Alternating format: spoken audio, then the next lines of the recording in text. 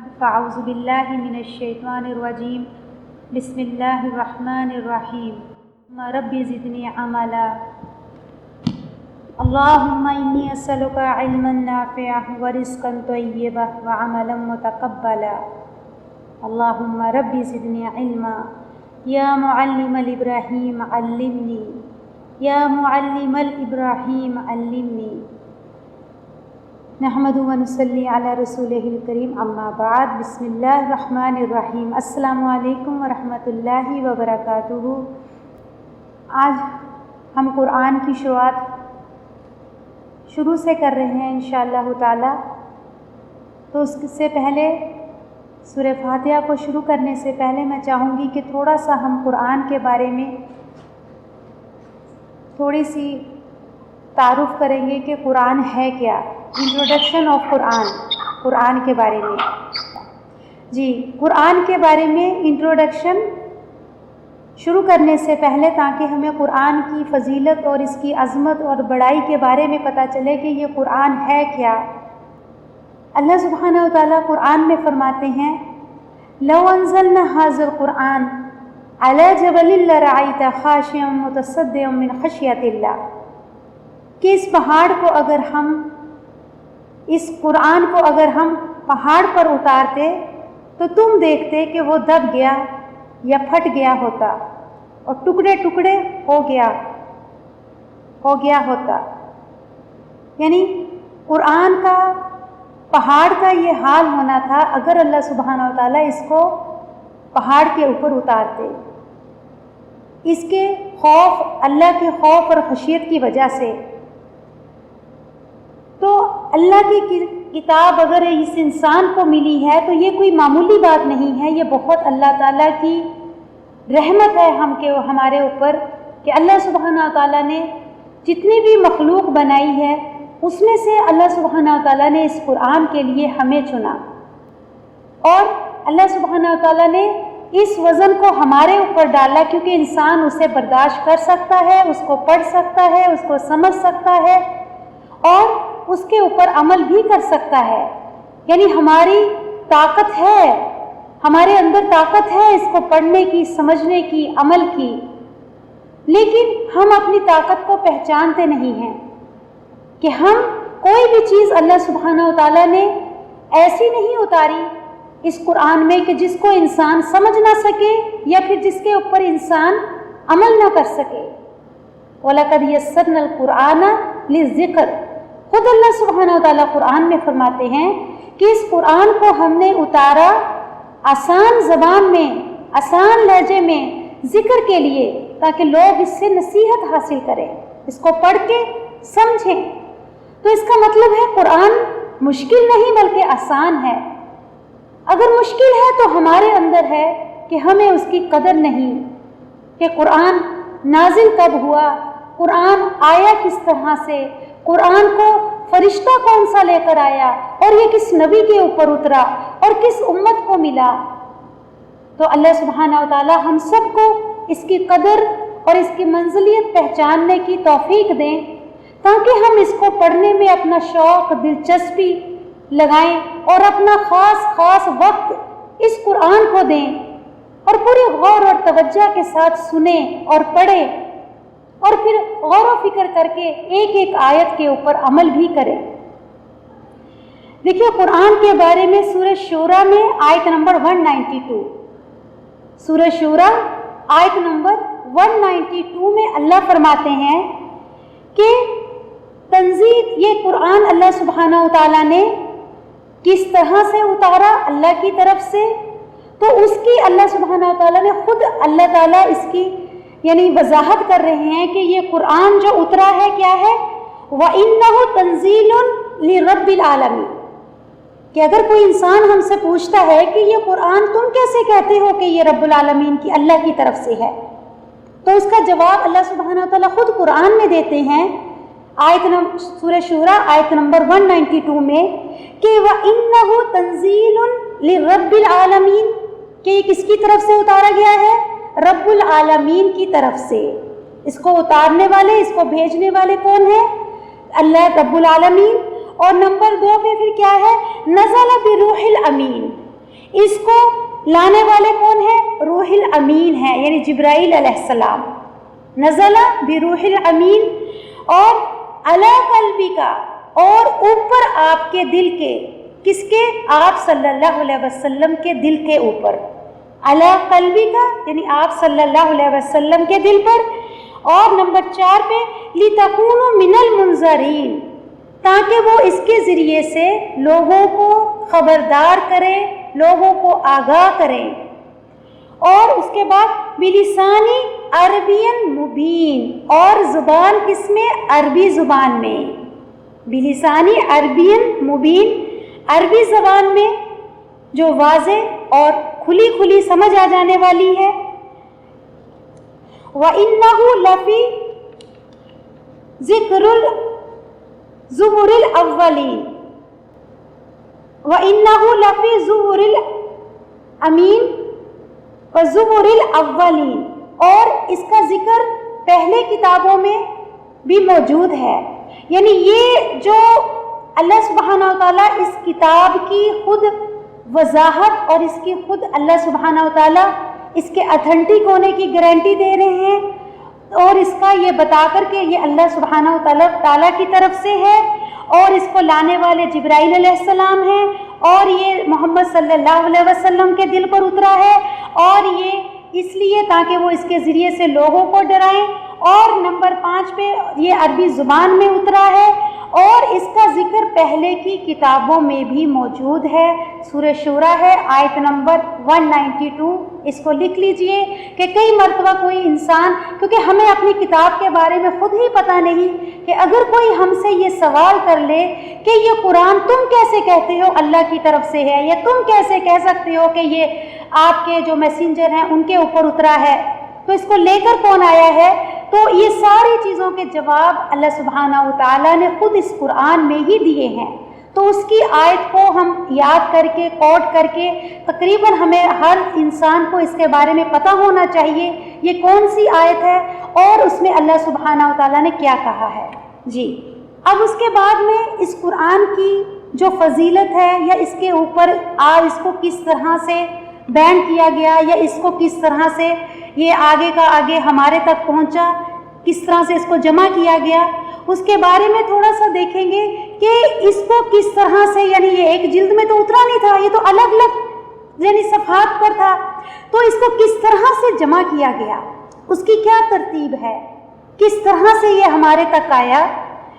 تو کہتے ہیں کہ آپ صلی اللہ علیہ وسلم کے پاس ہر وقت 17 لوگ موجود رہتے تھے جو لکھنا جانتے تھے،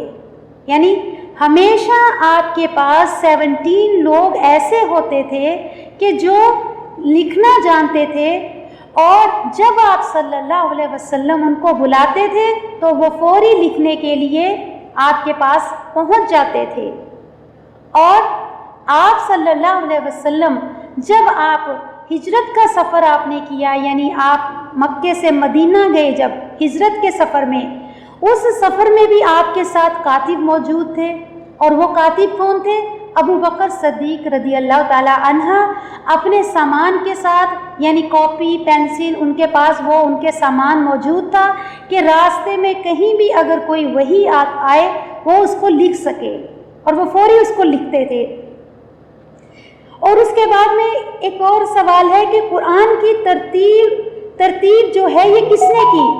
یعنی قرآن کو جو سیکوینسی میں جس طرح سے ہمارے پاس اب موجود ہے کہ ایک کے بعد ایک کے بعد ایک سورہ، اس ترتیب سے اترا تو نہیں تھا، لیکن یہ ترتیب پھر کس نے کی؟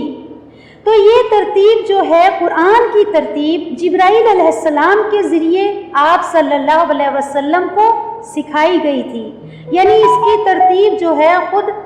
صلی اللہ علیہ وسلم کو اللہ تعالیٰ نے جبرائیل علیہ السلام کے ذریعے سے، یعنی اللہ کے حکم سے کی گئی ہے۔ کوئی صورت ایسی نہیں کہ جس کو آپ صلی اللہ علیہ وسلم نے اپنی مرضی سے ترتیب دیا ہو یا پھر صحابہ اکرام نے ترتیب دیا ہو، بلکہ یہ ترتیب بھی اللہ ہی کی طرف سے نازل ہوئی تھی جبرائیل علیہ السلام کے ذریعے سے۔ اور یہ ترتیب آپ صلی اللہ علیہ وسلم کی زندگی میں ہی کمپلیٹ ہو گئی تھی، آپ کے بعد نہیں ہوا کچھ بھی، سب آپ کی زندگی میں ہی ہو گیا تھا۔ اور قرآن ایک جلد میں کس طرح سے کیا گیا، کیونکہ ایک جلد نہیں تھی، الگ پیجوں میں یا تختیوں پر کس چیز میں لکھا ہوا تھا، لیکن یہ ایک بک کی شکل میں جس طرح سے اب ہمارے پاس ہے اس طرح سے نہیں تھا۔ تو قرآن کو ایک جلد میں کس نے کیا، اس کا کام کس نے کیا؟ تو ابو بکر صدیق نے آپ صلی اللہ علیہ وسلم کے حکم کے تحت زید بن ثابت انصاری جو حافظ تھے قرآن کے، ان کو ساتھ لے کر اس کی ترتیب کی، یعنی ان کو یاد تھا، اور پھر جو دوسرے حافظ ہوتے تھے وہ ان کو بلاتے تھے، ان کو سنتے تھے اور قرآن کو دیکھتے تھے، یعنی قرآن ان کو بھی یاد تھا، زید بن ثابت رضی اللہ تعالی عنہ، اور انہوں نے اس کی کلیریفائی کس سے کیا کہ دوسرے جن کو یاد تھے، جو دوسرے حافظ تھے، ان کو بلاتے تھے اور پھر قرآن کو سامنے رکھ کر اس کا ویریفیکیشن کیا گیا۔ اس طرح سے زید بن ثابت، ابو بکر صدیق نے آپ صلی اللہ علیہ وسلم کے حکم سے زید بن ثابت انصاری کو قرآن کی مکمل، یعنی جو مکمل حافظ تھے، ان کے ذریعے سے اس کو یعنی پورا ایک جلد میں کیا گیا، یعنی اس کو پورا پہلے ویریفیکیشن ہوا اس کا، پھر اس کو یعنی جب دیکھا گیا کہ پورا ایک لفظ صحیح ہے، پھر اس کو ایک جلد میں بینڈ کیا گیا، اور وہ جلد بھی کیسی تھی؟ ایسے ہی چکور تھی۔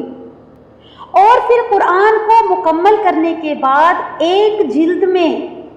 اس کو، یعنی ایک جلد میں جب اس کو بینڈ کر دیا گیا، پھر اس کے بعد وہ جو اصل کاپی تھی وہ کس کے پاس رکھوائی گئی تھی؟ اصل کاپی بینڈ کرنے کے بعد کس کے پاس رکھوائی گئی تھی؟ عمر رضی اللہ تعالیٰ عنہ کی بیٹی حفصہ، یعنی آپ صلی اللہ علیہ وسلم کی جو ازواج مطہرات میں سے تھے، تو حفصہ رضی اللہ تعالیٰ عنہ، عمر رضی اللہ تعالیٰ عنہ کی بیٹی جو تھے، ان کو یہ ذمہ داری دی گئی کہ اصل کاپی ان کے پاس رکھوائی گئی، اوریجنل کاپی جو تھی، اور عثمان رضی اللہ تعالیٰ عنہ کے دور تک یہ کاپی انہی کے پاس رہی۔ کن کے پاس؟ حفصہ رضی اللہ تعالیٰ عنہ کے پاس۔ یعنی اس کام میں عورتوں نے بھی ساتھ دیا ہے، عورتیں نے بھی، یعنی بہت بڑا کام تھا یہ اوریجنل کاپی کو سنبھال کے رکھنے کا، تو یہ کام کس نے کیا؟ عورتوں نے، یعنی حفصہ رضی اللہ تعالیٰ عنہ سے یہ کام لیا گیا۔ اور پھر حضرت عثمان کے دور میں اس کاپی کو الگ الگ، یعنی اس کے کئی کاپیز بنوائے گئے، اور پھر اس کو الگ الگ ملکوں میں، الگ الگ شہروں میں، دور دراز تک بھیجا گیا، تاکہ قرآن ایک جلد میں سب دوسرے ملکوں میں، شہروں میں بھیجا گیا اس کو، کہ تاکہ سب تک قرآن پہنچ سکے، ایک جلد ایک کاپی بنا کر۔ تو وہ کس کے دور میں ہوا کام؟ عثمان رضی اللہ تعالیٰ عنہ کے دور۔ تو انہوں نے یہ کام کیا، عثمان رضی اللہ تعالیٰ عنہ نے، کہ اس کے اوریجنل کاپی کو لے کر دوسرے فوٹو کاپیز کروائے، اور پھر اس کو الگ الگ ملکوں میں، کنٹریز میں اس کو ڈسٹریبیوٹ کیا۔ اور جو اعراب تھے وہ کب لگے؟ کیونکہ پہلے اس کو اعراب نہیں تھے۔ اعراب کہتے ہیں زبر زیر پیش جو لگتا ہے نا، اس کو اعراب کہا جاتا ہے۔ تو جو نشانات لگے ہوئے ہیں، جس طرح سے اب ہمارے پاس جو قرآن موجود ہیں، تو یہ اعراب جو ہیں حجاز بن یوسف نے لگوائے تھے، ان کا رول ہے اس میں، یعنی سب نے کس طرح سے اپنا اپنا رول ادا کیا، یا اللہ سبحانہ وتعالیٰ نے کس طرح سے اپنے بندوں سے یہ اس قرآن کے بارے میں کام لیا۔ تو حجاز بن یوسف نے یہ کام کیا،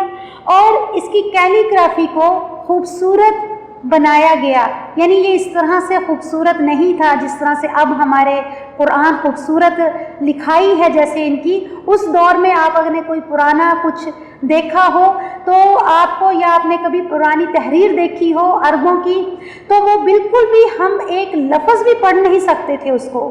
تو اس کو خوبصورت کیلیگرافی میں کیا گیا، یعنی اس کی لکھاوٹ کو بہت خوبصورت کیا گیا تاکہ سمجھ آ جائے، عربی عجمی سب اس کو اچھے طریقے سے پڑھ سکیں۔ تو یہ کام جو ہے ابن مقلہ نے کیا، ابن مقلہ نے اس کو خوبصورت انداز میں اس کو لکھا۔ اور پھر اس کے بعد میں فن قرات جو ہے وہ وجود میں آیا، یعنی الگ الگ طریقوں سے قرآن کی تلاوت کرنا، الگ الگ طریقوں سے قرآن کی تلاوت کرنا، یہ بھی اس کے بعد میں ہی وجود میں آیا، کیونکہ پہلے اس سے پہلے نہیں تھا کہ قرآن کو کس طرح سے پڑھا جائے۔ جی کہاں سے ریپیٹ کروں؟ پلیز دوبارہ سے بتائیے ذرا، کہاں سے ریپیٹ کرنا ہے؟ شروع سے؟ یا یہی پوائنٹ کو جی ایک بار پھر سے رپیٹ کر دیتی ہوں کہ کسی کا سوال ہے کہ ایک بار پھر سے ذرا رپیٹ کر دیجئے. تو رسول اللہ صلی اللہ علیہ وسلم کے دور میں آپ صلی اللہ اس کو قرآن کو جمع کس طرح کیا گیا؟ تو اس کا جواب یہ ہے کہ آپ صلی اللہ علیہ وسلم کے دور میں 17 جو اس کے کاتب تھے یعنی اس کو لکھنے والے موجود تھے اور آپ صلی اللہ علیہ وسلم کے پاس ہمیشہ موجود رہتے تھے، اور جب بھی آپ صلی اللہ علیہ وسلم ان میں سے کسی کو بلاتے تھے تو وہ فوری حاضر ہوتے تھے اور آپ کے پاس موجود رہتے بھی تھے.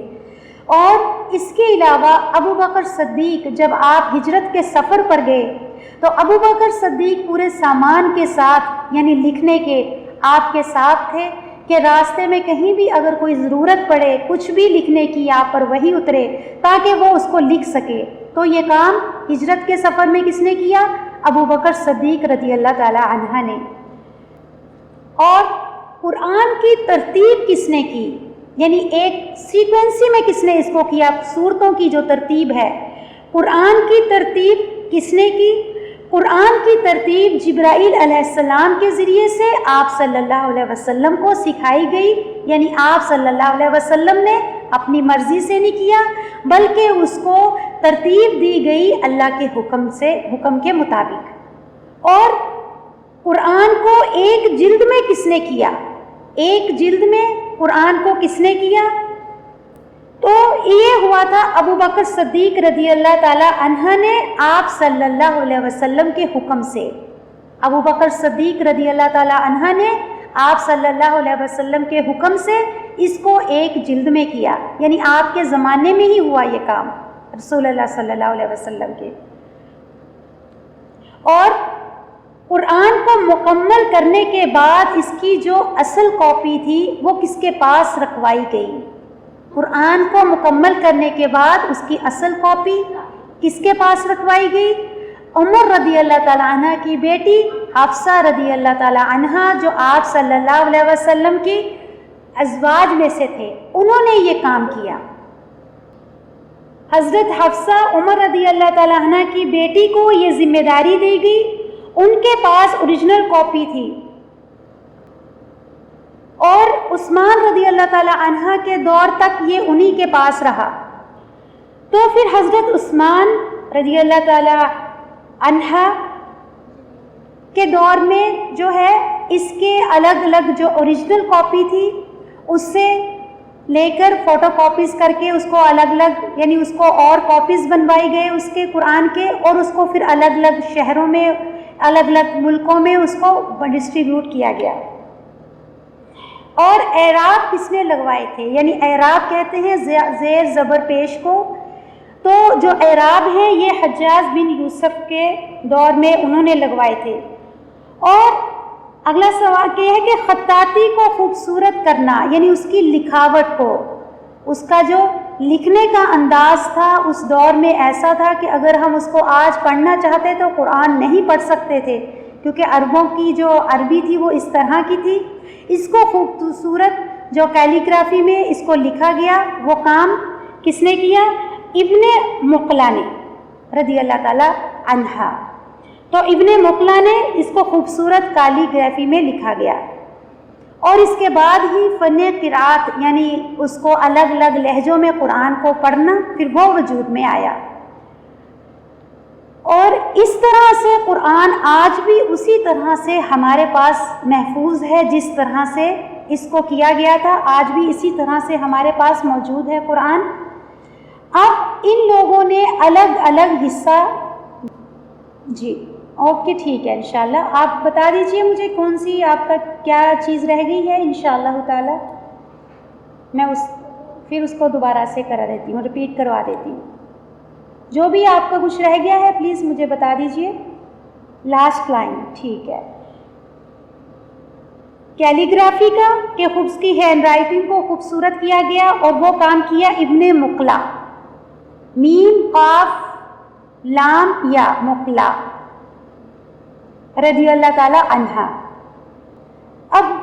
اس طرح سے قرآن جو ہے ہمارے تک پہنچا اور اس طرح سے الگ الگ لوگوں نے اپنا حصہ ڈالا اس قرآن میں، اور یہ جتنے لوگوں نے بھی اس کو پڑھنے کا، سنبھالنے کا، یاد کرنے کا جو بھی اہم رول ادا کیا ہے، اب وہ سارا قیامت تک کے لیے اس میں ایک حصہ جو ہم بھی کریں گے، ان کا سب کا حصہ رہے گا اس میں، کہ انہوں نے اس اہم رول میں سب سے پہلے حصہ لیا ہے اس کام کو بلڈ اپ کرنے میں۔ اب دیکھنا یہ ہے کہ اس قرآن میں ہم کیا اپنا حصہ ڈالتے ہیں۔ یہ لوگ تو اپنا کام کر کے چلے گئے، یہ لوگ اپنا کام کر کے چلے گئے، لیکن اب ہم کیا کر رہے ہیں؟ ہم نے تو کوئی اب ایسا کہ مکمل جلد ہمارے گھروں میں موجود ہے، اب ہم نے اس کو کوئی اکٹھا نہیں کرنا، کوئی اس کی قرت میں کوئی تبدیلی نہیں ہوگی، کوئی اعراب چینج نہیں ہوں گے۔ اب یہ قرآن ہمارے گھروں تک آ چکا ہے، اب دیکھنا یہ ہے کہ ہم اس میں کتنا رول ادا کرتے ہیں، ہم کتنا اس کو یاد کرتے ہیں، کتنا اس کو وقت دیتے ہیں، کتنا اس کو سمجھتے ہیں، پھر کتنا اس کو آگے سمجھاتے ہیں۔ اب ہمارا کتنا حصہ پڑے گا انشاءاللہ تعالی، اس کو اللہ سبحانہ و تعالی کے پاس اس کو جمع کیا جائے گا۔ پھر یوم الحساب کے دن اسی طرح سے ہمارا بھی نام لے کر بتایا جائے گا کہ فلانے نے یہ کیا، اس کا نام لے کر اس نے یہ کیا، اس نے اتنا وقت دیا، اس نے اس کو اتنا پڑھا، اس نے اس کو اتنا یاد کرا۔ انشاءاللہ تعالی اللہ سے یہ میری دعا ہے کہ اللہ سبحانہ و تعالی جس طرح سے ان لوگوں نے اس قرآن کو سنبھالنے میں جو بھی رول ادا کیے ہیں، جو بھی اپنے حصے ڈالے ہیں، اللہ ہم سے بھی بہترین حصہ ڈلوا لے کہ یوم الحساب کے دن ہمیں کوئی شرمندگی نہ ہو، کیونکہ جن کے ساتھ ہم رہنا چاہتے ہیں، جن کے جیسا ہم بننا چاہتے ہیں، وہ ہمارے رول ماڈل صحابہ اکرام ہیں، رسول اللہ صلی اللہ علیہ وسلم ہیں۔ تو ہم میں سے ہر ایک کو اس کوشش میں رہنا چاہیے کہ ہم بھی کچھ ایسے ہی کام کریں تاکہ یوم الحساب کے دن ہمیں ان کا ساتھ مل سکے، ہمیں ان کے ساتھ رہ سکے ہم۔ تو انسان اپنے عمل سے، اپنے قول سے نہیں، زبان سے نہیں، اپنی عمل سے جو کر کے جائے گا، انسان اسی کے ساتھ اٹھایا جائے گا جس کے ساتھ اس کا عمل ہوگا۔ اور اس کے بارے میں ایک حدیث ہے کہ آپ صلی اللہ علیہ وسلم نے فرمایا، من یرید اللہ خیرا فقہہ فی الدین، جس کے ساتھ اللہ سبحانہ و تعالیٰ کوئی بھلائی کا ارادہ کرتے ہیں تو پھر اسے دین کی سمجھ دیتے ہیں۔ اللہ سبحانہ و تعالیٰ، حدیث آپ صلی اللہ علیہ وسلم نے فرمایا کہ جس انسان کے ساتھ اللہ سبحانہ و تعالیٰ کوئی بھلائی کا، خیر کا ارادہ کرتے ہیں، اس کو دین کی سمجھ عطا کرتے ہیں۔ تو اللہ سبحانہ و تعالیٰ ہم سے بھی اسی طرح سے خیر اور بھلائی کا ارادہ کر لیں، اور اللہ سبحانہ و تعالیٰ ہمیں دین میں خوب سمجھ اور اللہ سبحانہ و تعالیٰ گہری سمجھ عطا فرمائیں۔ اور آپ صلی اللہ علیہ وسلم نے فرمایا، بلغوا انی ولو آیا، یعنی مجھ سے آگے پہنچاؤ چاہے ایک آیت ہی کیوں نہ ہو۔ آپ صلی اللہ علیہ وسلم نے فرمایا کہ مجھ سے آگے پہنچاؤ چاہے ایک آیت ہی کیوں نہ ہو۔ یہ آپ صلی اللہ علیہ وسلم نے حجۃ الوداع کے جمعہ کے خطبہ میں یہ آیت پڑھی تھی کہ یعنی کتنا بڑا مجمع میں آپ صلی اللہ علیہ وسلم نے یہ آیت پڑھی کہ مجھ سے آگے پہنچاؤ چاہے ایک آیت ہی کیوں نہ ہو۔ اب یہ بتائیں کہ کیا وہاں پر عالم موجود تھے، یا کیا وہاں پر ایسے لوگ موجود تھے جو حافظ تھے یا پورا قرآن پڑھا ہوا تھا؟ نہیں، بلکہ اس خطبے میں، اس جمعہ کے خطبہ میں جو آپ صلی اللہ علیہ وسلم نے حج کے موقع پر دیا تھا، اس میں بعض لوگ تو ایسے تھے جو ابھی قرآن مسلمان ہوئے تھے، انہوں نے پورے طریقے سے قرآن پڑھا بھی نہیں تھا، لیکن اس وقت آپ صلی اللہ علیہ وسلم نے یہ پیغام عام دیا کہ مجھ سے آگے پہنچاؤ، قرآن کو سیکھو، جتنا بھی سیکھ لیتے ہو پھر تمہاری یہ ذمہ داری بنتی ہے کہ اس کو آگے پہنچانے کی بھی فکر کرو۔ پڑھ کے خالی عالم بننے کا انتظار نہ کرو کہ میں پوری طرح سے حدیث، فقہ، تجوید، گرامر، ہر چیز پورے پرفیکشن پہ سیکھ لوں اور پھر میں آگے جا کے سکھاؤں۔ ضرور سیکھو، سیکھنا بہت اچھا عمل ہے، ساری زندگی انسان کو سیکھتے رہنا چاہیے، لیکن اس کے ساتھ ساتھ انسان کو کوئی بھی آیت جب اللہ کی سمجھ آ جائے تو اس کے ساتھ ساتھ اس کو پہنچانا بھی چاہیے، اپنے دوستوں میں، اپنے رشتہ داروں میں، اپنے خاص، اپنے بچے، اپنے شوہر، ان کے ساتھ بھی ضرور تذکرہ کیا کریں۔ قرآن کی جو بھی بات، وہ بھی جیسے آج آپ نے جو کچھ پڑھا اس کو ضرور تذکرہ کیا کرے، کھانے کی ٹیبل پہ یا سوتے وقت یا ایسے ہی بچوں کے ساتھ بیٹھ کے، اور پھر آپ جو بھی سرکل میں، فرینڈز میں، باہر کہیں بھی جاتے ہیں تو ضرور کوئی بھی آیت جو آپ نے پڑھی ہو، سیکھی ہو، اس کو آگے بیان کرنے کی کوشش کیا کریں، یا آگے لوگوں تک پہنچانے کی کوشش کیا کریں، یا اپنے عمل کے ذریعے یا اپنی زبان کے ذریعے، دونوں طرح سے ہی علم پہنچایا جاتا ہے۔ اور اس کے لیے ایک میری خاص دعا ہے کہ آپ بھی وہ دعا ضرور کیا کریں کہ جب بھی آپ نے یہ دل میں آپ سوچیں کہ میں اس کام کو کروں، تو اس کے لیے سب سے پہلے اللہ سے رجوع اور اللہ سے دعا، وہ کیا ہے؟ ایاک نعبد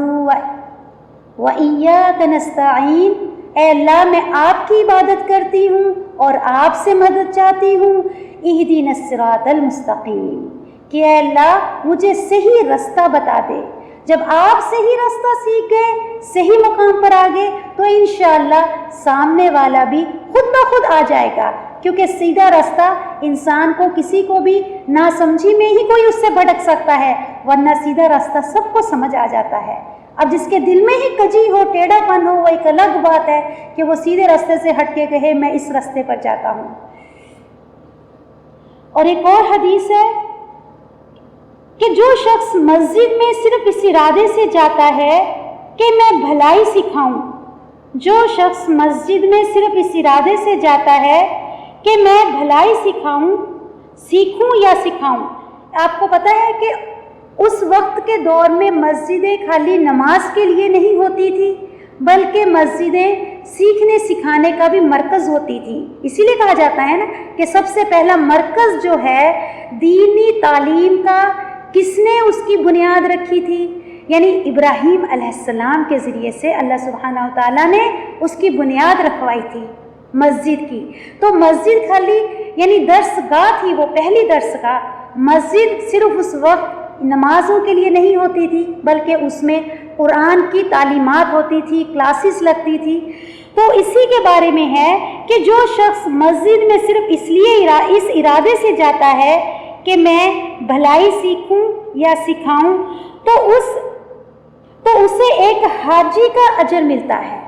جی دوبارہ سے حدیث میں ریپیٹ کرتی ہوں، جو شخص مسجد میں صرف اس ارادے سے جاتا ہے کہ میں بھلائی سیکھوں یا سکھاؤں، تو اسے ایک حاجی کا اجر ملتا ہے۔ یعنی یہ ایسا کام ہے جیسے کوئی حج کرنے نکلے، یعنی دین کا سیکھنا، قرآن کا سیکھنا یا پھر اس کا سکھانا، یہ کیسا کام ہے کہ جیسے انسان حج کے لیے نکلتا ہے تو کتنی محنت، مشقت اور انسان تکلیف اٹھاتا ہے اپنے رب کو راضی کرنے کے لیے، اور اس کے اوپر جو مشقت اٹھاتا ہے، جو تکلیف اٹھاتا ہے، اس کے اوپر اس کو اجر ملتا ہے۔ تو اسی طرح سے اگر ہم بھی اس قرآن کو سیکھنے کے لیے کوئی بھی زحمت اپنی وقت یا مال کی یا اپنے کام کاروباروں کو چھوڑ کر اس کے اوپر کچھ وقت لگائیں گے، تو انشاءاللہ تعالی ہم اپنے گھروں میں بیٹھ کر یہ اجر کما سکتے ہیں۔ جو انسان زندگی میں ایک بار صرف حج کر کے کما سکتا ہے، ہم اپنے گھر میں روزانہ اس کام کے ذریعے سے اللہ کی رضا حاصل کر سکتے ہیں اور اس طرح سے اجر بھی کما سکتے ہیں۔ اور ایک اور روایت میں ہے کہ اس کی حیثیت، کس کی؟ جو دین سیکھنے کے لیے، قرآن سیکھنے کے لیے مسجد جاتا ہے، تو اور ایک روایت میں ہے کہ اس کی حیثیت ایک مجاہد کی سی ہے۔ اس انسان کی حیثیت ایک مجاہد کی سی ہے۔ یعنی کیا مراد ہے اس سے؟ کہ جس طرح سے مجاہد جو ہے جہاد میں، جنگ میں اپنی جان اپنی جان کو داؤ پر لگا کے اپنی جان، اپنی مال سب کچھ داؤ میں لگا دیتا ہے کہ اس کو اپنی جان کی بھی پرواہ نہیں رہتی، اور اسی طرح سے جو علم دین سیکھنے کے لیے سفر کرتے ہیں یا علم دین سیکھنے کے لیے اپنا وقت لگاتے ہیں، یا کوئی بھی اپنے کام کاروبار کو چھوڑ کر اپنے دین کے لیے اس کو وقف کرتے ہیں، جیسے اپنا موبائل فون لے لیں یا اپنی کتابیں لے لیں کچھ خریدی ہیں۔ ایک اور روایت میں ہے کہ اس کی حیثیت ایک مجاہد کی سی ہے، جس طرح سے مجاہد تلوار لے کر جنگ میں اپنی جان تک کی پرواہ کیے بغیر اللہ کے دین کے لیے لڑتا ہے، اسی طرح سے اس شخص کی مثال دی گئی ہے کہ اس کی مثال بھی ایسے ہیں جو اپنا مال یا وقت اللہ کے دین کے لیے نکالتا ہے، کہ اس شخص کی مثال کیسی ہے؟ مجاہد سی ہے۔ اللہم جعلنا منہم، اللہ ہم سب کو اس میں سے بنائے کہ ہم بھی اپنے مال میں سے، اپنی جان میں سے، اپنے وقت میں سے خاص وقت اللہ کے دین سیکھنے میں لگائیں، اور پھر اس کے بعد اللہ ہم سے جو کام لینا چاہیں وہ کام لے لے اپنی رحمت سے، اپنے حکم سے۔ ایک اور حدیث ہے کہ طالب علم پر فرشتے اپنا سایہ کرتے ہیں۔ طالب علم یعنی دین سیکھنے والے کے لیے طالب علم پر فرشتے اپنا سایہ کرتے ہیں، اور ان سے طالب علموں سے فرشتے محبت کرتے ہیں، یعنی ایسے لوگوں سے، طالب علم سے فرشتے اپنا سایہ بھی کرتے ہیں، یعنی وہاں پر جھنڈ کے جھنڈ جمع ہو جاتے ہیں جہاں پر انسان بیٹھ کر دین کا علم سیکھتا، سکھاتا یا پڑھتا یا پڑھاتا ہے، تو وہاں فرشتے زمین سے لے کے آسمان تک جھنڈ کے جھنڈ جمع ہو جاتے ہیں اس آواز پر قرآن کی، اور آسمان تک وہ فرشتے جھنڈ کے جھنڈ اس پر جمع ہو جاتے ہیں۔ اس سے کیا ہو جاتا ہے؟ اس محفل پر یا اس شخص پر اگر وہ تنہا ہے تو ان کا سایہ ہو جاتا ہے۔ اللہ سبحانہ و تعالی ہم سے بھی ایسی مخلص خالص نیت سے یہ کام لے لے کہ یہ ساری چیزوں کو ہم حاصل کرنے والے بن جائیں، اللہ ہم سے بھی راضی ہو جائے، ہم سے بھی ایسا کام لے لے، کیونکہ فرشتے جو ہیں آسمانوں پر جھنڈلیوں میں یعنی جھنڈ کے جھنڈ ایسا پھرتے رہتے ہیں، دیکھتے رہتے ہیں کہ کہاں پر اللہ کا ذکر ہو رہا ہے، کہاں پر قرآن پڑھا جا رہا ہے۔ جہاں کہیں بھی قرآن کی جس گھر سے یا کسی محفل سے جہاں کچھ لوگ بیٹھ کے اللہ کا ذکر کر رہے ہوتے ہیں یا قرآن کی تلاوت کر رہے ہوتے ہیں، پھر وہاں کے جو نزدیک کے فرشتے ہوتے ہیں وہ اس محفل کو گھیر لیتے ہیں۔ اب جیسے ہی دوسرے فرشتے دیکھتے ہیں کہ وہاں پر کچھ فرشتے اللہ کا ذکر سن رہے ہیں، پھر آس پاس سے جو اور فرشتے ہیں وہ بھی آ جاتے ہیں، پھر وہ بھی اس کے اوپر کیا ہے، اس کے سننے میں مشغول ہو جاتے ہیں۔ اسی طرح سے جیسے جیسے فرشتے ایک دوسرے کو یعنی دوسرے اور فرشتے بھی دیکھتے رہتے ہیں تو وہ بھی وہاں ایک کے اوپر ایک کے اوپر ایک اس محفل کو گھیر لیتے ہیں اور اس شخص کو گھیر لیتے ہیں، تو ان کے اوپر فرشتے اپنا سایہ کرتے ہیں، اور طالب علموں سے فرشتے محبت کرتے ہیں، اس سے محبت بھی کرنے لگ جاتے ہیں۔ تو اس لیے استاد کے لیے بھی ہے کہ وہ اپنے شاگردوں سے محبت کرے۔ کیوں؟ کیونکہ جب طالب علموں سے فرشتے محبت کرنے لگ جاتے ہیں تو ہمیں بھی چاہیے کہ اگر ہم کسی کو کچھ سکھانے کا ذریعہ بنے ہیں تو ہمیں بھی اپنے سکھانے والوں سے محبت کرنی چاہیے، محبت سے پیش آنا چاہیے، یہ اللہ کا حکم ہے۔ حضرت عبداللہ بن عامر بن عاص رضی اللہ عنہ سے روایت ہے کہ آپ صلی اللہ علیہ وسلم کی مجلس میں حضرت عامر بن عاص رضی اللہ تعالی عنہ آپ صلی اللہ علیہ وسلم کی مجلس میں حدیث سن کر لکھ لیا کرتے تھے۔ آپ صلی اللہ علیہ وسلم کی مجلس میں حدیث سن کر لکھ لیا کرتے تھے، تو ان سے ملاقات کے لیے ابن دیلمی نے کہاں سے سفر کیا؟ فلسطین سے مدینہ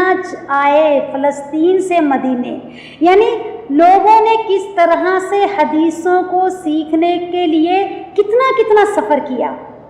ایک ایک حدیث لینے کے لیے کس طرح سے وہ کتنا ٹریول کر کے جاتے تھے، جبکہ اس دور میں نہ پلین تھے، نہ ہی کوئی اور آسانیاں تھی، نہ روڈ ایسے تھے، کیسے پہاڑی سفر ہوتے تھے یا ریتیلے ریگستان ہوتے تھے تپتے ہوئے، یا گھوڑے ہوتے تھے یا اونٹ ہوتے ہوں گے، تو اس پر کس طرح سے لوگوں نے سفر کیا کہ حضرت عبداللہ بن عامر بن عاص آپ صلی اللہ علیہ وسلم کی مجلس میں حدیث سن کر لکھ لیا کرتے تھے، تو ان سے ملاقات کے لیے ابن دیلمی نے فلسطین سے سفر کیا، یعنی فلسطین دیکھیں کہاں اور پھر مدینہ کہاں، اتنی دور آئے آپ صلی اللہ علیہ وسلم کی چند باتیں سننے کے لیے۔ سبحان اللہ، یعنی لوگوں کے اندر کتنا شوق تھا، جذبہ تھا رسول اللہ صلی اللہ علیہ وسلم کی باتیں سننے کا، اور تاکہ وہ اس پر عمل کر سکے۔ آج حدیثیں ہمارے ہاتھوں میں ہیں، ہمارے گھروں میں پڑی ہوئی ہیں، لیکن ان کتابوں کی کوئی قدر کرنے والا نہیں، اور اگر پڑھ بھی لیتے ہیں تو آج کوئی عمل کرنے والے لوگ ختم ہو گئے ہیں۔ اب ان کے شوق اور جذبے دیکھیں، اور پھر کس طرح سے انہوں نے دین کو آگے کا آگے پھیلایا۔ یہ ایسے جوش اور جذبے والے لوگ ہوں گے نا، جنہوں نے خود بھی عمل کیا اور پھر آگے کا آگے لوگوں تک پہنچایا بھی۔ علقمہ اور اسود نے عراق سے مدینے تک کا سفر کیا۔ علقمہ اور اسود نے عراق سے مدینے تک کا سفر کیا، صرف ایک حدیث جاننے کے لیے کہ حدیبیہ کے موقع پر آپ صلی اللہ علیہ وسلم نے جو سر منڈوایا تھا اس میں انہوں نے فدیہ کیا دیا تھا، تو اس کا جواب تھا ایک بکری۔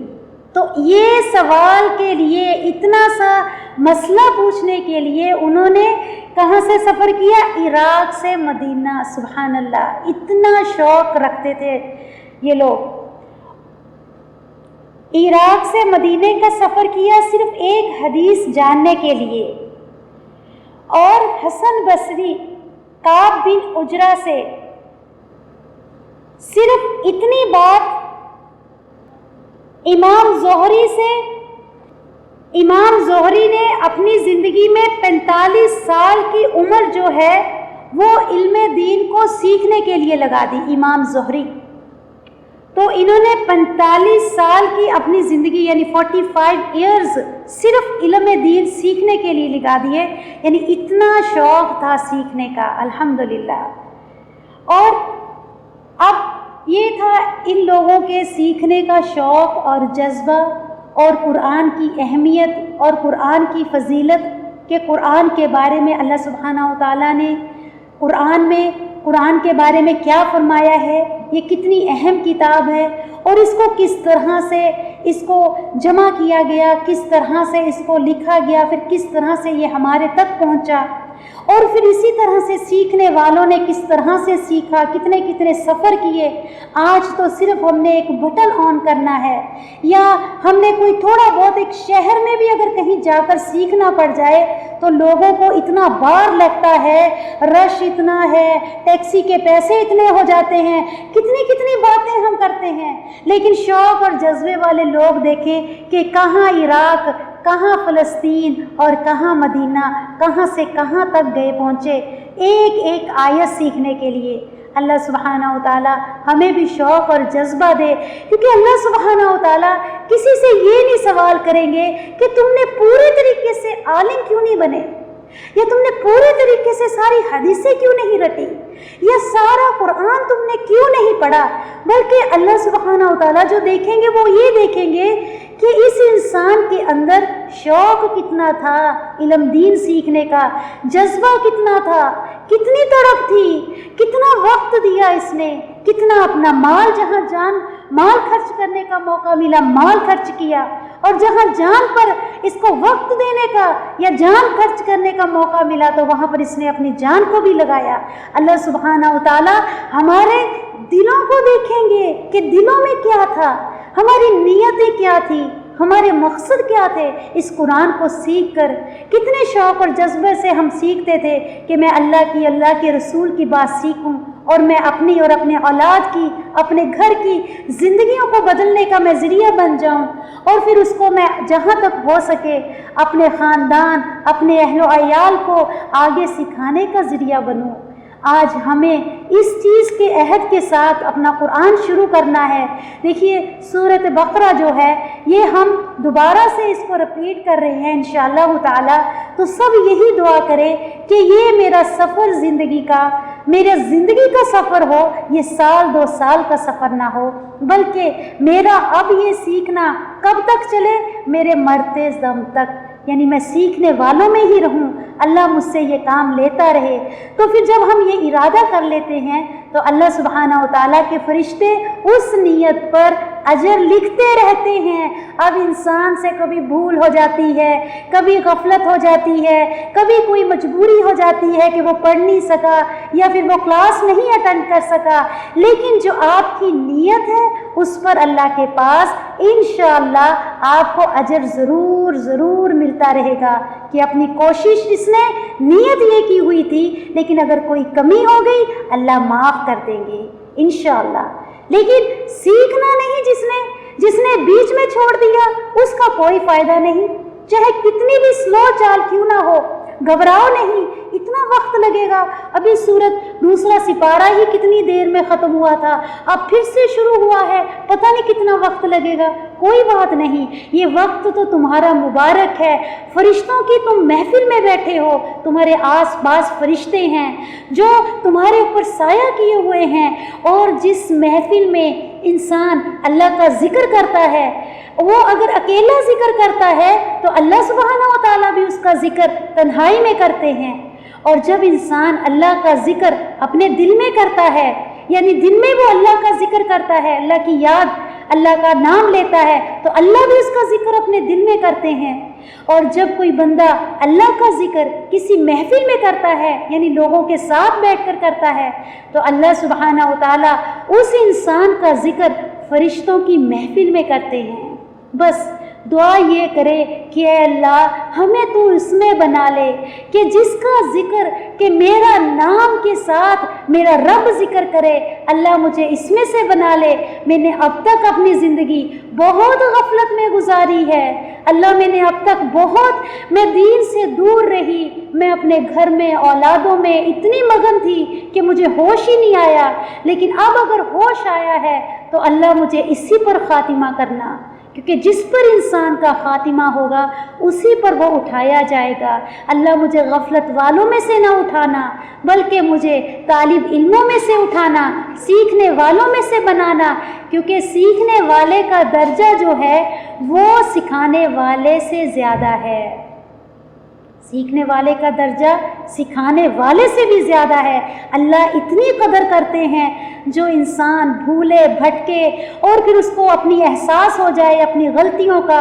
اپنی کمیوں کا، اور اپنی زندگی کے کم ہونے کا، اپنی کمزوریوں کا، تو پھر انسان پلٹ کے اللہ کی طرف آ جائے، توبہ کرے، استغفار کرے، اور جو کچھ اس کے اندر یا عمل میں کوئی کمی ہے اس کے لیے پھر دوبارہ سے اسی لیے پڑھے کہ میں اس کو اور اچھے طریقے سے پڑھ کے اس پر پورے طریقے سے عمل کروں، تو اللہ سبحانہ و تعالیٰ اس بات کو بہت پسند کرتے ہیں۔ معلوم ہے آپ کو، جو ایک انسان ہے کہ فرفر پڑھ لیتا ہے قرآن، ایک اٹک اٹک کر پڑھتا ہے، ایک رک رک کر پڑھتا ہے، تو اللہ سبحانہ تعالیٰ اس کو اجر اس سے زیادہ دیتے ہیں، اس سے بھی زیادہ ملتا ہے۔ ایسا نہ سمجھے کہ آپ کو اجر کم ملے گا اگر آپ کوئی بہت بڑے مدرسے میں نہیں پڑھ رہے، یا پھر اگر آپ کوئی سرٹیفکیٹ یا ڈگری نہیں ملے گی آپ کو، لیکن یہ ڈگریاں تو دنیا میں ہی رہ جائیں گی۔ ہمیں تو وہ ڈگری چاہیے جو اللہ رب العالمین کے پاس ملنے والی ہے، جو ڈگری اللہ تعالیٰ نے صحابہ اکرام کو دی تھی،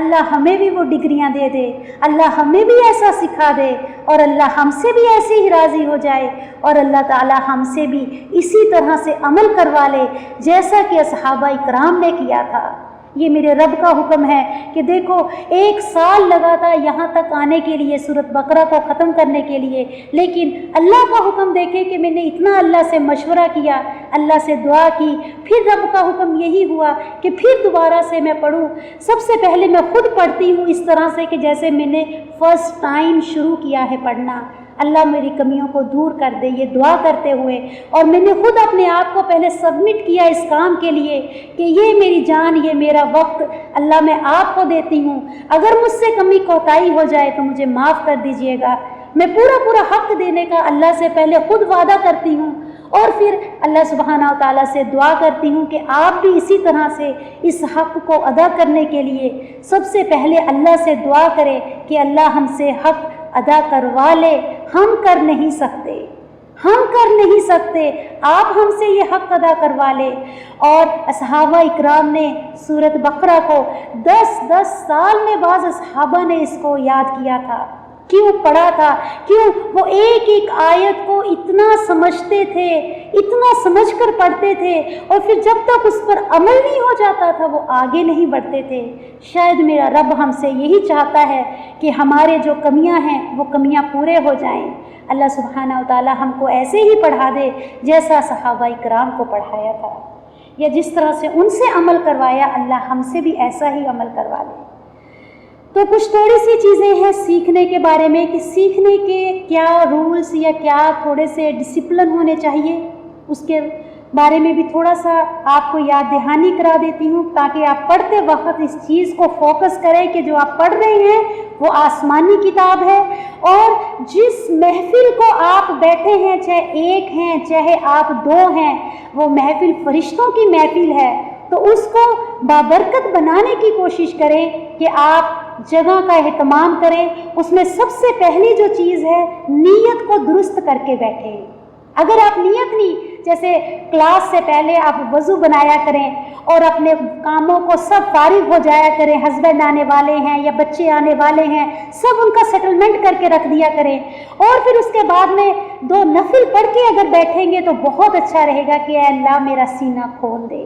کیونکہ سکھانے والے کی زبان کچھ نہیں کر سکتی جب تک میرا رب حکم نہ کرے۔ تو سب سے پہلے نیت اچھی دعا کے ساتھ بیٹھا کریں، پورا اپنا وقت اپنے آس پاس اپنے آپ کو خوشبو لگا کر،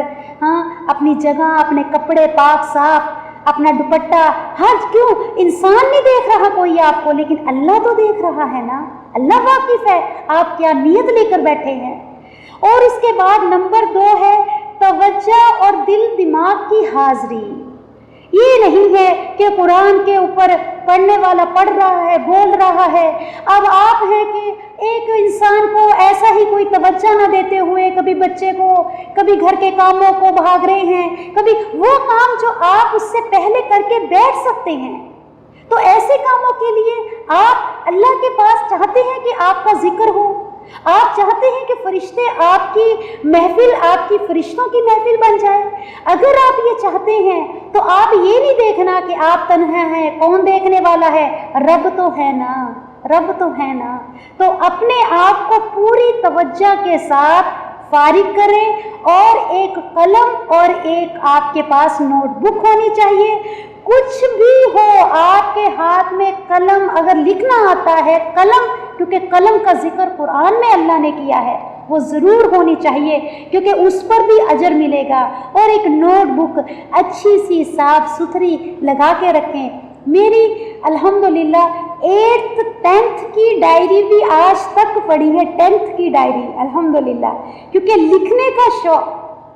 جو شوق ہے یہ انسان میں ہونا چاہیے۔ یہ اللہ کی طرف سے ایک نعمت ہے کہ جہاں بھی کوئی اچھی بات ملتی تھی مجھے شوق ہوتا تھا کہ میں اس کو لکھتی تھی، اور لکھ کے اس کو اپنے پاس پھر اس کو بار بار پڑھتی تھی کہ میں بھول جاؤں تو کبھی بھی میں اپنی کتاب کھولوں میں اس کو یاد کر لوں۔ تو اللہ سبحانہ و تعالیٰ تو اب یہ علم کتاب کے ذریعے سے سکھا رہے ہیں کہ لکھنا بھی بہت اچھی بات ہے، کہ جب آپ محفل میں بیٹھیں، جب آپ قرآن کے لیے بیٹھیں، پاک صاف ہو کر بیٹھیں، اپنے کپڑوں کو خوشبو لگا کر بیٹھیں، اپنا ماحول اچھا بنائیں، اور اپنے جو کام ہیں چھوٹے موٹے نپٹا دیں۔ ہاں اگر کوئی مجبوری ہے تو کوئی بات نہیں، کسی کے ہسبینڈ سخت ہیں یا کوئی اور مجبوری پر کوئی کام ہو تو ہی اٹھیں، ورنہ نہیں اٹھیں۔ آپ کے ہاتھ میں قرآن اور آپ کی نگاہیں قرآن کے اوپر اور ہاتھوں میں قلم ہونی چاہیے،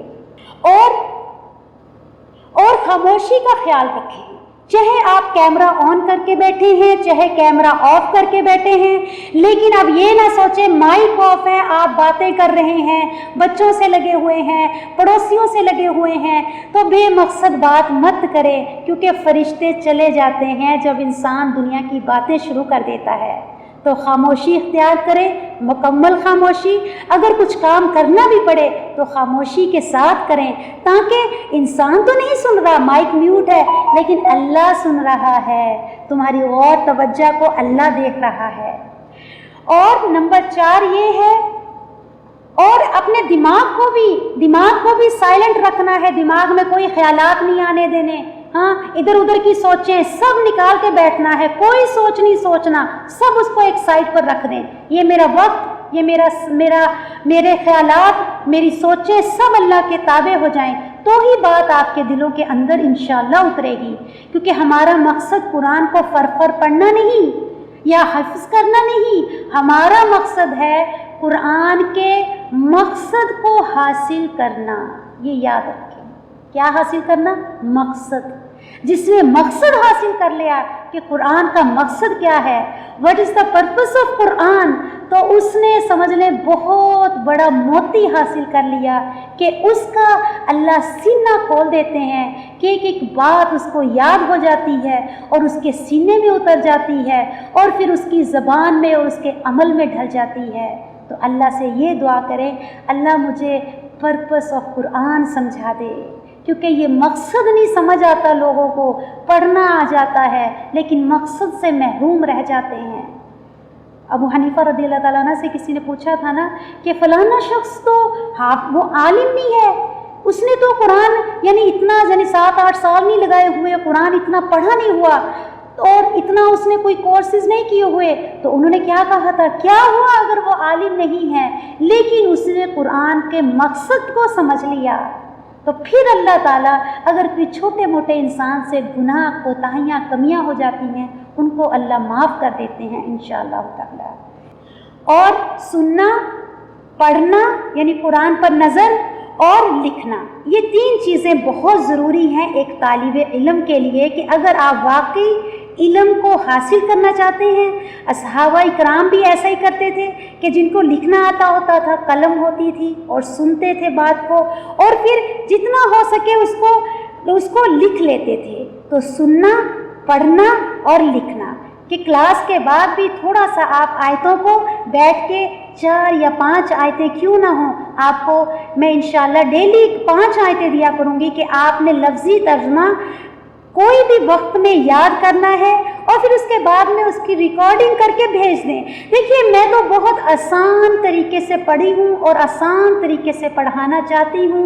लेकिन अब आपकी मर्ज़ी है, आप याद करना चाहती हैं या नहीं चाहती हैं कि अल्लाह ताला ने अल्फाजों का हक़ रखा है कि इन अल्फाजों को याद किया जाए, और जो चीज़ इंसान को याद हो जाती है उसके सीने में महफूज हो जाती है, फिर वही चीज़ हमारे साथ हमारी कब्र में जाएगी। लिहाजा हिफ्ज़ तो बहुत मुश्किल है ये एज में, या अल्लाह ने अगर तौफीक दी तो ज़रूर करें, लेकिन कम अज़ कम एक 5 आयतों को ये सोचकर याद करें कि अल्लाह ये मेरे साथ मेरे आखिरत में मेरी कब्र में मेरा साथी बने।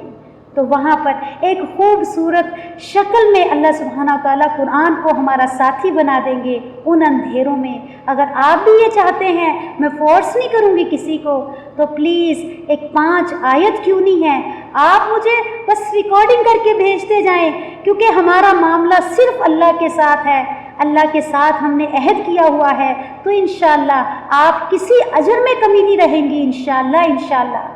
अगर आप अपने घरों में बैठ के मामूली सा भी काम कर रही हैं, लेकिन ये दीन का काम है, आपके अजर में कोई कमी नहीं रहेगी इंशाअल्लाह बाकियों के मुकाबले में। तो सुनना, पढ़ना और जिसको लिखना आता हो तो वो जो भी मुयस्सर हो थोड़ी बहुत बातें लिखता रहे, और दूसरे साथ साथ अपनी आदत का जायज़ा लेते रहे कि कुरान के साथ साथ मेरी आदत में तब्दीली आ रही है, मेरे सोच, मेरे ख्यालात, मेरे जो एटीट्यूड हैं उनमें फ़र्क पड़ रहा है, अपनी आदत का भी ज़रूर जायज़ा लें। और उसके साथ साथ क्या है, और कुरान के साथ रूहानी ताल्लुक़ भी रखें, यानी खाली क्लास की हद तक ना रखें, क्लास के बाद भी कुछ ना कुछ हिस्सा उसका याद करें, कुछ ना कुछ हिस्सा उसका तिलावत करें, क्योंकि इसमें रूह की सुकून है, रूह की ग़िज़ा है कुरान। उसको बंद करके मत रख दें, फजर के बाद थोड़ा पढ़ें, रात को इशा के बाद तबारक अल सिजदा, और उसके बाद जो सोने के अज़कार जो हमने आमन रसूलू पढ़ा है, तो वो आयतें सोते वक्त पढ़ने हैं, और इसके अलावा भी कुरान की थोड़ी थोड़ी तिलावत ज़रूर करते रहें। और इसके साथ साथ कुरान को सही पढ़ना भी आना चाहिए। ये तरीक़ा भी सीखना क्या है, फ़र्ज़ है सब के लिए कि हमें कुछ ना कुछ, हमें कुरान की कोई ना कोई ऐसी ऐप डाउनलोड करें या कम से कम एक कारी को अपने फ़ोन में डाउनलोड करें कि जो अब तजवीज़ से सीखना चाहते हैं तो वो कारी के साथ थोड़ा थोड़ा कुरान ज़रूर काम करते वक्त लगा लिया करें, कोई भी सूरतें, और फिर उसके साथ साथ आप पढ़ती रहा करें मुँह में, इंशाअल्लाह। चाहे पीछे अम्मा पारा कर लीजिए आप, उसको आप तिलावत के साथ उसको रिकॉर्डिंग कर लीजिए उसमें अपना यूट्यूब से, और जब भी आप कुरान आप किचन में होती हैं या कोई कामों में होती हैं तो उसके साथ साथ पढ़ें। आपकी नमाज के सूरे भी इंशाअल्लाह सही हो जाएंगे और थोड़ा आपको इक्फा, गुन्ना, मद जो अहम असूल हैं कुरान के वो भी आ जाएंगे इंशाअल्लाह। और फिर दूसरा, आप जो कोशिश करेंगी सही पढ़ना सीखने की, अल्लाह के पास आपका अजर भी लिखा जाएगा इंशाअल्लाह ताला। तो इसकी भी कोशिश करें कि मुझे कुरान सही पढ़ना भी आ जाए, रेसिटेशन भी मेरा सही हो जाए। और इसके साथ साथ आपने अपने वक्त का सही इस्तेमाल करना सीखना है। ऐसा नहीं है कि आप कुरान की क्लास स्टार्ट हो गई है और आप भागे फिर रहे हैं 5-10 मिनट पहले या दोपहर से ही, बल्कि शुरू सुबह से ही आपकी सारी प्लानिंग होनी चाहिए कि ये टाइम मेरा क्लास का है, लिहाजा ये काम मैं इस टाइम खाना बना लूँ, इस टाइम मैं बच्चों को खिला दूँ, इस टाइम बच्चों को मैं क्या एक्टिविटी में लगाऊँ कि ताकि मेरी क्लास अपसेट ना हो। तो वक्त की सही इस्तेमाल करना भी आपको आना चाहिए। ऐसा ना हो आप क्लास में बैठी हैं और बच्चे रो रहे हैं, हस्बैंड बैठे देख रहे हैं मुंह को, अब उठेगी जब उठेगी, बल्कि सब इंतज़ामात आपके रेडी होने चाहिए। और आपके बच्चों का खाना, घर के काम, हस्बैंड का हर चीज़, क्योंकि इस्लाम सबसे पहले हमें जो सिखाता है वो क्या है, डिसिप्लिन। कि अगर औरत के अंदर डिसिप्लिन नहीं आया वो कभी भी दीन की दाया नहीं बन सकती। औरत के लिए ख़ास इसलिए मैंने कहा है कि औरत ने दीन की जिम्मेदारी के साथ साथ घर की जिम्मेदारियों को भी संभालना होता है। अगर किसी के पास कोई बुज़ुर्ग हैं, अगर किसी के घर में हस्बैंड आ जाते हैं या उसके बच्चे हैं, तो वो लिहाजा क्या करेगी, कुरान की क्लास बंद कर देगी या फिर उन सबको बिठा के अपना पढ़ना शुरू कर देगी? नहीं, बल्कि वो क्या करेगी, अगर वो इसके साथ जो जो कर सकती हो वो अपने पास स्पीकर रखेगी। अगर वो काम की कोई ज़रूरत पड़े तो स्पीकर में आवाज़ होनी चाहिए, और उसके साथ साथ वो सबसे पहले अपने कामों को, अपने टाइम टेबल को मैनेज करेगी और अपने औकात को सही तरीके से, अपने सोने के, जागने के, काम करने के तरीके सब किसके मुताबिक करेगी, कुरान की किताब के मुताबिक, यानी कुरान की क्लास के मुताबिक और अपने नमाज़ों के वक्त के मुताबिक। तो वक्त का सही इस्तेमाल करना ये भी आपके इस कोर्स में शामिल है कि आपको ये पढ़ते पढ़ते, कुरान पढ़ते पढ़ते आपको वक्त का सही इस्तेमाल करना भी आना चाहिए। अब ऐसा नहीं है क्लास का टाइम है, आप फिर रही हैं मोहल्ले में, आप गई हुई हैं बाज़ार, आप कर रही हैं शॉपिंग, क्यों? आपने अल्लाह से अहद किया हुआ है। तो हर हाल में सबसे पहले आपकी कोशिश ये होनी चाहिए कि मेरी क्लास जो है वो अटेंड करूं, वो मेरी कभी ना छूटे इंशाअल्लाह ताला। वक्त का सही इस्तेमाल करना, वक्त को बेकार बातों में, बेकार कामों में नहीं गुजारना, बल्कि उसको सही काम लेना है। और उसके बाद में आपका बैठने का तरीका ये भी सही होना चाहिए कि कुरान चाहे आप पढ़ रही हैं, चाहे आप खाली सुन रही हैं, चाहे आप वीडियो ऑन है, चाहे आपकी वीडियो ऑफ है, उस वक्त आपका जो बैठने का तरीका है वो बिल्कुल सही होना चाहिए। क्योंकि बैठने का, तालीम लेने का तरीका भी आप सल्लल्लाहु अलैहि वसल्लम को जिब्राईल अलैहिस्सलाम ने सिखाया था। देखिए, यानी ऐसी कोई हमारे दीन का कोई तरीका ऐसा नहीं कि जिसको अल्लाह ताला ने आप सल्लल्लाहु अलैहि वसल्लम को ना सिखाया हो।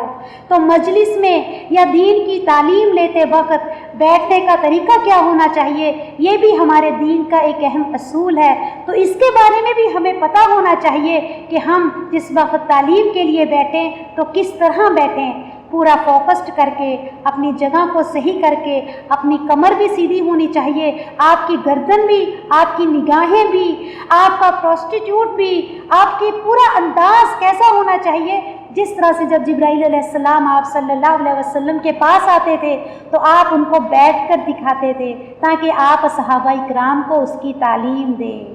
तो हमारा भी यही तरीका होना चाहिए कि हम जब तालीम लेने के हमें तरीके से ही पता होंगे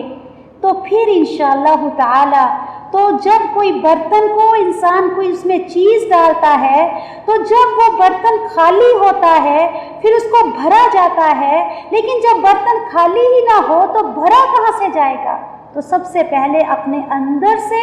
अपने नियतें, अपने टाइम टेबल, अपने वक्त, अपने औकात, अपनी सोचें, अपने ख्यालात, इन सब से आपने एक मैनेजमेंट करनी है, इनको एक एक अपना वक्त देना है और फिर उसके बाद में जब आप इंशाअल्लाह सीखने के लिए बैठेंगी तो आपके थोड़े से ही इल्म में अल्लाह बहुत बरकत डाल देंगे इंशाअल्लाह ताला। और सूरत फातिहा के बारे में इंशाअल्लाह आज एक दो अहदीस हैं, अगर वक्त रहा तो आप उसको सुना देती हूँ, कल फिर इंशाअल्लाह ताला हम इसको शुरू कर लेंगे। कि हज़रत अबू हुरैरा रज़ी अल्लाह ताला अन्हु से रिवायत है, फरमाते हैं कि आप सल्लल्लाहु अलैहि वसल्लम ने फरमाया,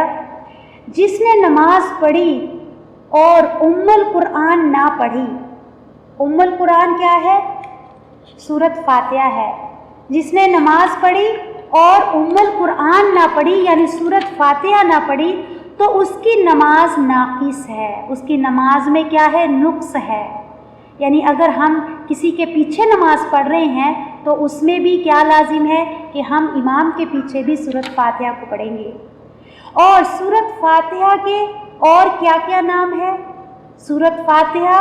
एक तो उम्मुल कुरान इसका नाम है, यानी उम्म कहते हैं माँ को, उम्मुल कुरान। और नंबर 2 इसका नाम है उम्मुल किताब कि सब किताबों की माँ। और इसका नाम नंबर 3 शिफा भी है, यानी सूरत फातिहा को अगर पढ़ के आप अपने ऊपर दम करेंगे तो उससे शिफा भी मिलती है। और कंज भी है इसका नाम। और सबा मसानी यानी 7 बार दोहराई जाने वाली। आपको पता है ना कि जब सहाबा इकराम ने किसी बस्ती पर से गुजरे थे तो कुछ लोगों ने किसी को, यानी एक मुशरिक था कोई, उसको बिच्छू ने काटा था, तो उन्होंने कहा कि आप नेक बुजुर्ग लोग लग रहे हैं तो हमारे सरदार को दम कर दें। तो सहाबा इकराम ने उस बिच्छू के काटने पर उसको दम किया और वो उसको अपना थूक लगाया तो वो माशाल्लाह से सही हो गया। और जब उन्होंने जाकर ये बात सहाबा इकराम ने रसूलुल्लाह सल्लल्लाहु अलैहि वसल्लम को बताई तो आपने कहा कि क्या दम किया था? तो उन्होंने बताया कि हमने सूरत फातिहा को यानी बार बार पढ़कर उस पर दम किया और अपना लुआब उसके ऊपर लगाया तो अल्लाह ने शिफा दे दी। तो इससे अगर कोई भी तकलीफ़ पर इसको बार बार पढ़ के दम किया जाए तो उसको इंसान की मरीज़ को या मर्ज़ को अल्लाह शिफा दे देते हैं। सबा मसानी, उम्मुल कुरान, उम्मुल किताब, शिफा, कंज, हम्द और सबा मसानी यानी 7 बार दोहराई जाने वाली। और आप सल्लल्लाहु अलैहि वसल्लम ने अपने असहाबा अबू सईद से फरमाया कि तुम्हें कुरान की वो सूरत बताऊंगा। आप सल्लल्लाहु अलैहि वसल्लम ने असहाब अबू सईद से फरमाया कि मैं तुम्हें कुरान की वो सूरत बताऊंगा जो सब सूरतों से बढ़कर है। तो आप सल्लल्लाहु अलैहि वसल्लम ने अपने असहाब अबू सईद से फरमाया कि मैं तुम्हें कुरान की वो सूरत बताऊंगा जो सब सूरतों से बढ़कर है और वो है सूरत फातिहा। वो 7 आयात जो बार बार दोहराई जाती हैं, यानी इसको दम भी कर सकते हैं आप अपनी तकलीफ़ात पर। वो 7 आयात जो बार बार दोहराई जाती हैं। और एक हदीस है कि हज़रत अब्दुल्ला बिन अब्बास फरमाते हैं कि एक दिन जिब्राईल अलैहिस्सलाम आप सल्लल्लाहु अलैहि वसल्लम के पास बैठे थे तो ज़ोरदार आवाज़ सुनी यानी आसमान से। तो उन्होंने ऊपर आसमान की तरफ देखा और फरमाया ये एक आसमान का दरवाज़ा है जो आज से पहले कभी नहीं खुला था। और एक फ़रिश्ता उतरा जो आज से पहले कभी नहीं उतरा था यानी ज़मीन पर। और इस फरिश्ते ने आकर आप सल्लल्लाहु अलैहि वसल्लम को सलाम किया। اور 2 نور کی خوشخبری دی جو آپ صلی اللہ علیہ وسلم سے پہلے کسی کو نہیں ملے۔ وہ 2 نور کی خوشخبری کیا تھی؟ ایک سورت فاتحہ اور دوسری سورت البقرہ۔ اس کو 2 نور کہا گیا ہے جو آپ صلی اللہ علیہ وسلم سے پہلے کسی کو نہیں ملے تھے۔ اور آخری 2 آیات، سورت بقرہ کی آخری 2 آیات جو ہم نے کل جس کی وضاحت پڑھی تھی آمن الرسول سے لے کر، تو آخری 2 آیات اور اس کے بعد آمین کہنا، اس کے بعد پڑھنے کے بعد دعا بھی قبول ہوتی ہے، یعنی ان 2 آیات کو پڑھنے کے بعد اور سورت فاتحہ کو پڑھنے کے بعد کیا کہنا چاہیے؟ آمین۔ تو اس کے اوپر کیا ہے؟ جو بھی ہماری حاجات ہوتی ہیں اس پر فرشتے بھی آمین کہتے ہیں۔